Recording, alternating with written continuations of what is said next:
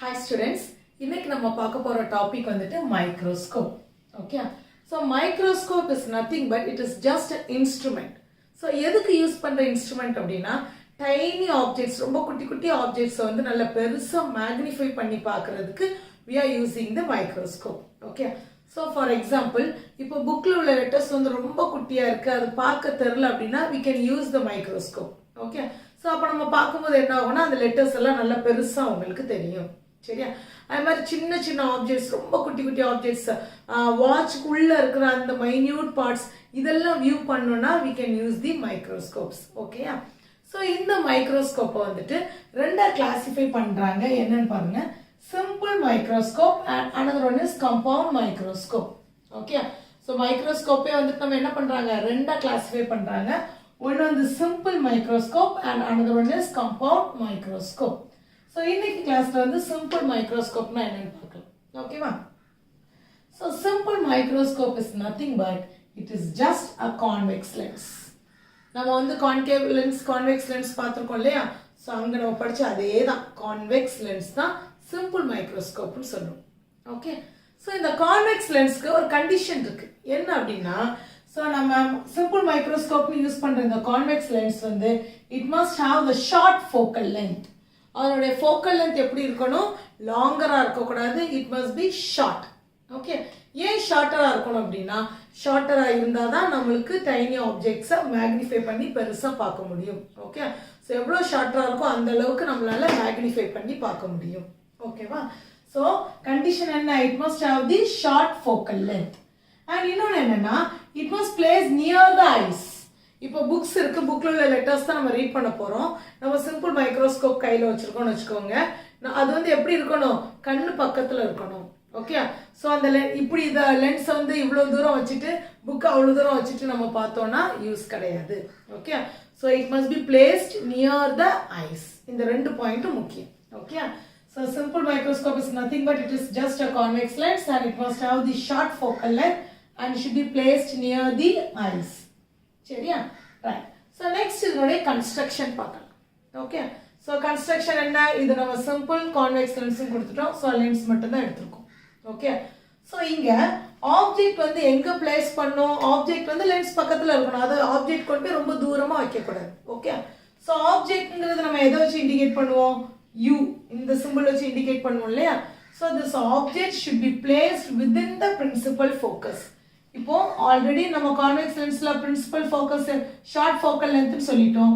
So அதனுடைய focal length வந்து ஷார்ட்டா இருக்கணும். ஓகே? ஸோ இது வந்து ஆப்டிக் சென்டர். ஆப்டிக் சென்டர்ல இருந்து இந்த எஃப்ங்கிறது என்னது, பிரின்சிபல் ஃபோக்கஸ். ஸோ இந்த நடுவில் உள்ள டிஸ்டன்ஸ் என்னது, focal length. So we must have the short focal length. புரியுதா? ஓகே. ஸோ நம்ம வைக்கிற ஆப்ஜெக்ட் எங்க வைக்கணும் அப்படின்னா within the principal focus. Okay? நம்ம சிம்பிள் மைக்ரோஸ்கோப்ல ஆப்ஜெக்ட் எப்பவுமே எங்க இருக்கணும், பிரின்சிபல் ஃபோக்கஸ் உள்ள இருக்கும். ஓகே? ஸோ லென்ஸ் இங்க வச்சுட்டு ஆப்ஜெக்ட் ரொம்ப தூரம் தள்ளி வைக்க கூடாது. ஓகே?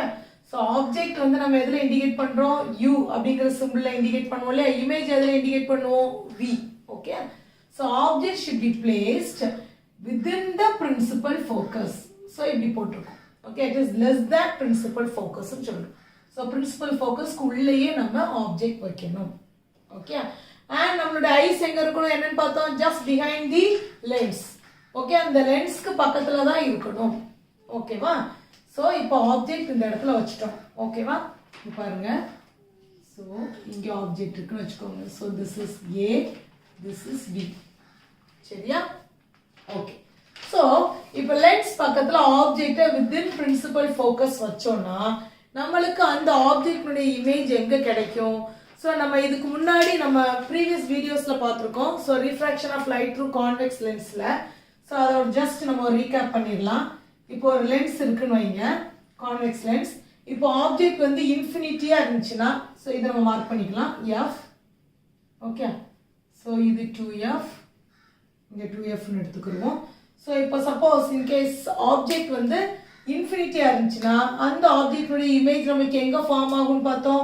ஸோ அந்த ரே டயக்ராம் எல்லாமே நம்ம ஆல்ரெடி பார்த்தாச்சு. ஓகே? ஸோ நான் ஜஸ்ட் பொசிஷன் மட்டும் பிளாட் பண்றேன். ஸோ ஆப்ஜெக்ட் வந்து இன்ஃபினிட்டியா இருந்துச்சுன்னா அதோட இமேஜ் வந்து நம்மளுக்கு எஃப்ல கிடைக்கும் இல்லையா? ஸோ பியாண்ட் 2f ஏதாவது ஒரு இடத்துல இருக்குதுன்னு வைங்க, எங்க இருக்கும் நம்மளுக்கு அதனுடைய இமேஜ் வந்து இந்த எஃப்க்கும் 2fக்கும் நடுவில் தான் கிடைக்கும். ஓகே, ஸோ ஆப்ஜெக்ட் வந்து if you place beyond 2f, அது இந்த இடமா இருக்கலாம், இந்த இடமா இருக்கலாம். ஸோ நீ எங்கே வச்சாலும் சரி, you will get the image between the F and 2f, இந்த ரெண்டு டிஸ்டன்ஸ்குள்ளேயே தான் உனக்கு கிடைக்கும். ஓகே, ஸோ கிடைக்கிற இமேஜினுடைய நேச்சரை நம்ம என்னன்னு சொல்லுவோம், இட்ஸ் இன்வெர்டட். ஏன்னா எப்படி இருக்கு பாரு, தலைகீழ இருக்கு. So it is inverted and இன்வெர்டடாக இருக்கிற இமேஜ் நம்ம என்னன்னு சொல்லுவோம், ரியல் அப்படின்னு சொல்லுவோம். Okay, and it is smaller size. Suppose இப்போ 2fல ஆப்ஜெக்ட் வைக்கிறோம்னா இதனுடைய இமேஜ் எங்கே கிடைக்கும்னு பார்த்தோம், அட் தி 2f, இங்கே உள்ள 2fல கிடைக்கும். ஸோ இதனுடைய நேச்சர் என்ன, inverted. So if it is inverted கண்டிப்பாக அது என்னதான் இருக்கும், ரியல். அண்ட் சைஸ் என்னதான் இருக்கும்னா சேம் சைஸாக இருக்கும். If you place the object at 2f, we will get the same image. Okay, right. So if you place the objects between f and 2f, f-க்கும் 2f-க்கும் நடுவில் ஏதாவது பிளேஸ்ல நீ வைக்கிறேன்னு வச்சுக்கோ. ஓகே, அதனுடைய இமேஜ் எங்க இருக்கும் உனக்கு, beyond the 2f, இதுக்கு அங்க வேற ஏதாவது பொசிஷன்ல உனக்கு கிடைக்கும். ஓகே, ஸோ அதனுடைய நேச்சர் என்னதான் இருக்கும், it is inverted and it is real and it is enlarged size, bigger size. இந்த ஆப்ஜெக்டை விட உனக்கு எப்படி இருக்கும், bigger size-ஆ இருக்கும். ஓகே, and next question எங்க வரும், f. If you place at f, you will get the image. So beyond 2f சொல்லியாச்சு. இப்போ அடுத்து என்ன பொசிஷன் இருக்கு, at the infinity. Okay, miss வந்து இதை ஆல்ரெடி உங்களுக்கு டீச் பண்ணிட்டேன், மிஸ்ஸுடைய ப்ரீவியஸ் வீடியோவில் வந்து போய் பாருங்க. ஓகேவா, ஸோ அதனால நான் ஜஸ்ட் ரீகேப் தான் உங்களுக்கு கொடுத்துட்ருக்கேன். சரியா, ஸோ எஃப்ல பிளேஸ் பண்ணோம்னா நம்மளுக்கு இன்ஃபினிட்டியில் தான் கிடைக்கும் இமேஜ். ஓகே, அது வந்து ரொம்ப என்லார்ஜ்ட் இமேஜாக இருக்கும். ஓகேவா, ரைட். இப்போ இதுக்கும் மீறி எஃப்க்கு உள்ள கொண்டு வரோம்னு வைங்க. Okay, so the object is place within the F. Okay, so அப்படி இருந்துச்சுன்னா இமேஜ் எங்கே கிடைக்கும், ஆல்ரெடி இன்ஃபினிட்டிக்கு போயாச்சு, நம்மளுக்கு அதுக்கு இடமே இல்லை. ஸோ அப்போ இதுக்குள்ள இமேஜ் எங்கே கிடைக்கும்னா same side of the object. Object எங்கே இருக்காங்களோ அவங்க பக்கத்துலேயே நம்மளுக்கு இமேஜ் கிடைச்சிரும். புரியுதா? ஸோ இப்படி கிடைக்கிற இமேஜ் வந்து உனக்கு என்னதான் இருக்கும், இது இன்வெர்டர்னு சொல்லுவோமா எரெக்ட்னு சொல்லுவோமா, எரெக்ட். ஏன்னா தலைகீழ இல்லை, நேராக இருக்கு. Okay, and it is virtual. Okay, இந்த இமேஜ் என்னன்னு சொல்லுவோம், வர்ச்சுவல். சரியா, அண்ட் இட் இஸ் என்லார்ஜ். நம்ம வச்ச ஆப்ஜெக்டோட இது எப்படி இருக்கு, என்லார்ஜா இருக்கு. ஓகேவா, ஸோ இப்போ இங்க வாங்க, இங்க நம்ம ஆப்ஜெக்ட் எங்க வச்சிருக்கோம், within the principal focus. So அப்போ இங்க அந்த கண்டிஷன் எங்க இருக்கு, இங்க இருக்கு. வித்தின் த பிரின்சிபல் ஃபோக்கஸ் நீ ஆப்ஜெக்ட் வைக்கும்போது அதனுடைய இமேஜ் எங்க கிடைக்குது, அதே சைட் நல்ல பெருசா கிடைக்குது. ஓகே, ஸோ அப்போ மைக்ரோஸ்கோப்னுடைய பர்பஸ் என்ன, உனக்கு சிறுசா இருக்கிறத பெருசா காட்டணும் இல்லையா? ஸோ அப்போ இது ஒன்று கரெக்டாக இருக்கு. ஏன் வந்து பிரின்சிபல் ஃபோக்கஸ்க்குள்ள நம்மள ஆப்ஜெக்ட் வைக்க சொல்றாங்கன்னு, பிரின்சிபல் ஃபோக்கஸ்க்குள்ள ஆப்ஜெக்ட் வச்சிங்கன்னா உங்களுக்கு இமேஜ் வந்து பெருசா கிடைக்கும். ஓகே, ஸோ அப்போ erect and virtual image and it is enlarge. புரியுதா உங்களுக்கு? ஸோ அதே கண்டிஷன் தான் இங்கே என்ன நம்ம ரே டயக்ராம் வரைஞ்சிருப்போமோ அதே தான் இங்கே நம்ம வரைவோம். ஓகே, ஸோ பார்க்கலாமா? இப்போ நம்ம ஆப்ஜெக்ட் வந்து எங்கே பிளேஸ் பண்ணிட்டோம், வித்தின் த பிரின்சிபல் ஃபோக்கஸ். அப்போ இமேஜ் எங்க இருக்கும் உனக்கு, on the same side of the object. So எப்படி கிடைக்குதுன்னு பார்ப்போமா? ஸோ ரேஸ் வந்து பாஸ் ஆகும். ஓகேவா, ஸோ லென்ஸ்ல பட்டு உனக்கு எங்க போகுது, ஸோ இது ஷார்ட் ஃபோக்கல் லென்த், இங்கே 2f. ஓகே, ஸோ இங்கே பட்டு உனக்கு இப்படி பாஸ் ஆகுது. ஓகே, ஸோ அனதர் ரேஸ் என்ன ஆகுது, ஆப்டிக் சென்டர் வழியா போகிற ரேஸ் என்ன ஆகும், without any deviation it goes straight. இங்கே ஆப்டிக் சென்டர்ல பட்டு எனக்கு எந்த டீவியேஷன் நடக்காது, ஸ்ட்ரெயிட்டா போயிடும். ஓகே, ஸோ நெக்ஸ்ட் இங்கே என்ன ஆகும், இது வந்து இப்படிதான் நம்மளுக்கு பாஸ் ஆயிருக்கு. பட் எப்படி இது இன்டர்செக்ட் ஆகிற மாதிரி இருக்கும் அப்படின்னா, இங்க இருந்து உனக்கு ரேஸ் எக்ஸ்டெண்ட் ஆகி இன்டர்செக்ட் ஆகிற மாதிரி இருக்கும். ஸோ அதனாலதான் இது வந்து ரியலா நடக்கிறது. ரியலா அந்த ரேஸ் வந்து இப்படி ஃபார்ம் ஆகுது. ஸோ ஸ்ட்ரெயிட் லைன்ல நம்ம வரைஞ்சிட்டோம். இது வந்து இங்க இருந்து நம்மளுக்கு இன்டர்செக்ட் ஆகிற மாதிரி இருக்கு. ஸோ அந்த ஸ்ட்ரெயிட் லைனை நம்ம வரையாம டாட்டட் லைன்ஸா வரைஞ்சிருக்கோம். ஓகேவா, ஸோ இங்க வந்து நம்மளுக்கு இந்த இன்டர்செக்ட் ஆகிற இடத்துல இமேஜ் கிடைக்குது. ஓகே, ஸோ அப்போ அந்த ஆப்ஜெக்ட் நம்ம என்ன இண்டிகேட் பண்றோம், ஆப்ஜெக்ட் ஏபின்னு எடுத்தோம், இமேஜ் வந்து a dash b dash. புரியுதா உங்களுக்கு? ஸோ இமேஜ் வந்து ஆப்ஜெக்ட் வச்சிருந்தா அதே பொசிஷன்லேயே நம்மளுக்கு கிடைச்சிருச்சு. ஓகேவா, ஸோ இது வித்தியாசமான டயக்ராம் கிடையாது. இங்க நம்ம refraction of lens through convex லென்ஸ்ல லாஸ்டா பார்த்தோம் within the principal focus object வச்சோம்னா எப்படி இருக்கும் ரே டயக்ராம் நம்ம பார்த்திருப்போம் அதே தான் இங்க வரும் ஓகேவா புரியுதா சோ அப்ப இங்க கிடைக்கிற இமேஜ் நமக்கு என்ன இமேஜா இருக்கும் கண்டிப்பா it is erect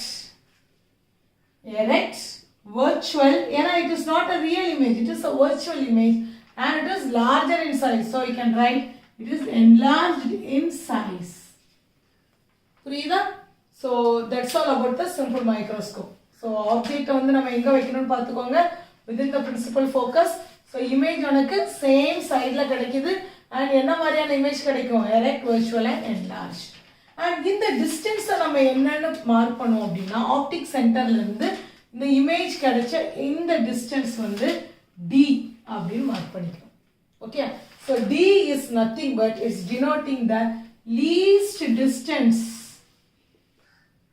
of distinct vision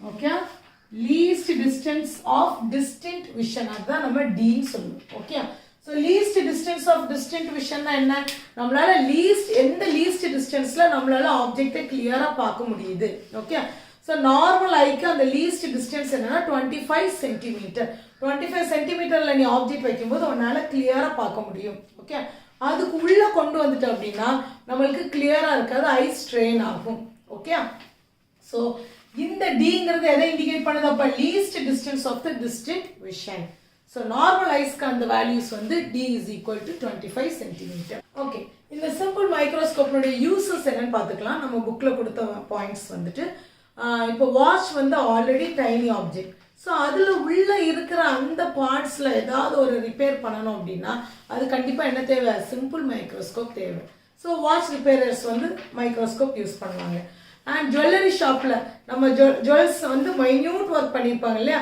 so அதை வியூ பண்ணுறதுக்கும் நம்மளுக்கு மைக்ரோஸ்கோப் தேவை okay and then insects small insects அல்லது ஃப்ளார்ஸ் இதெல்லாம் வந்து அப்சர்வ் பண்ணுறதுக்கு அந்த பார்ட்ஸ் பற்றி தெரிஞ்சுக்கிறதுக்கு they are using this simple microscope and in forensic department so forensic departmentனா என்ன ஏதாவது கிரைம் ஏதாவது திருட்டு போயிடுச்சு அல்லது ஏதாவது கொலை நடந்துருச்சு அந்த மாதிரி இதில் அந்த ஃபிங்கர் பிரிண்ட்ஸை வந்து வியூ பண்ணுறதுக்கு அந்த தடயத்தை வந்து பெருசாக மேக்னிஃபை பண்ணி பார்க்கறதுக்கு சிம்பிள் மைக்ரோஸ்கோப் தேவைப்படுது ஓகே அண்ட் நான் ஃபர்ஸ்ட் சொன்ன மாதிரி புக்ஸில் உள்ள அந்த ஸ்மால் லெட்டர்ஸை பெருசாக்கி படிக்கிறதுக்கும் நம்மளுக்கு யூஸாக இருக்கு ஓகே ஓகே ஸ்டூடெண்ட்ஸ் உங்களுக்கு இந்த வீடியோ பிடிச்சிருந்துச்சுன்னா கண்டிப்பாக சப்ஸ்கிரைப் பண்ணுங்க அண்ட் உங்கள் ஃப்ரெண்ட்ஸ்க்கு ஷேர் பண்ணுங்க தேங்க்யூ